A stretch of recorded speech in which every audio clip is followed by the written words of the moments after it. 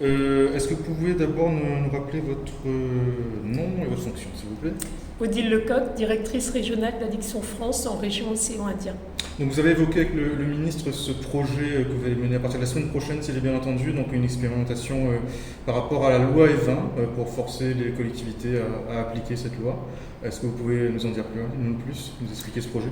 En fait, nous avons le chargé de mission d'Addiction France à Paris qui est présent toute cette semaine et la semaine prochaine à La Réunion et qui va le former à la loi E20, 6 personnalités de chacune des 24 communes de La Réunion à ce qu'est la loi E20, ce qu'est la publicité, et de manière à ce qu'ils puissent repérer les infractions à cette loi et pouvoir derrière, c'est bien le but, pouvoir donner suite pour essayer d'empêcher un petit peu ce lobbying qu'on a des publicitaires, des alcooliers.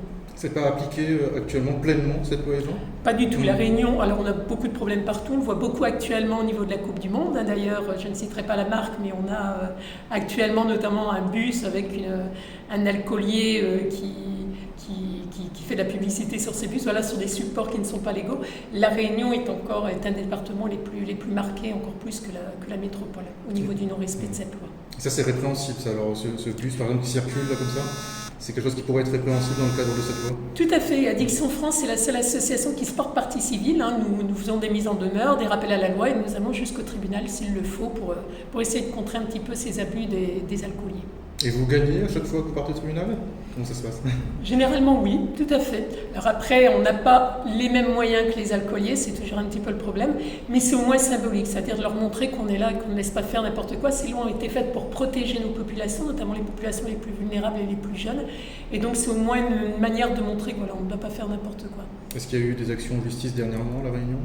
Alors dernièrement non, mais je vais vous parler de la dernière qu'on a fait au niveau de l'île de La Réunion. On avait notamment donc, à l'aéroport une énorme bouteille d'une marque connue de rhum qui était en plein milieu du tapis roulant des bagages, où on a fait supprimer ce support qui n'est absolument pas légal. C'était quand ça? Ça remonte déjà à une petite année. D'accord.